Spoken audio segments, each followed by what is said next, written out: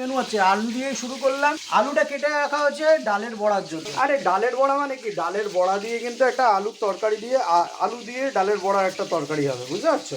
সবগুলোই যাচ্ছে।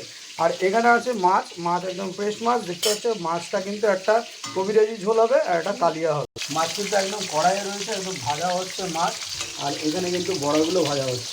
আর মাছে কিন্তু দুরকম অপশান, রুই আছে আর কাতলা আছে। আর এখানে কিন্তু তৈরি হয়ে গেছে পুঁই শাকের তরকারি দেখতে পাচ্ছ, একদম কাঁঠালের দানা ফানা দিয়ে কিন্তু পুঁই শাকের তরকারি হয়েছে, একদম রসা রসা।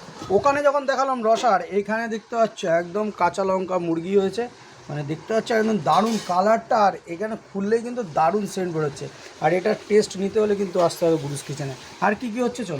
ইউটিউব কাঁপাচ্ছে স্যান্ডি, আর এখানে রয়েছে ভিন্ডি দেখতে পাচ্ছ। আর ভিন্ডি দিয়ে কিন্তু আলু দিয়ে একদম ভাজা হবে সুন্দর। আর এখন 11টা বেজে গেছে, আমার কিন্তু এখনও ব্রেকফাস্ট হয়নি।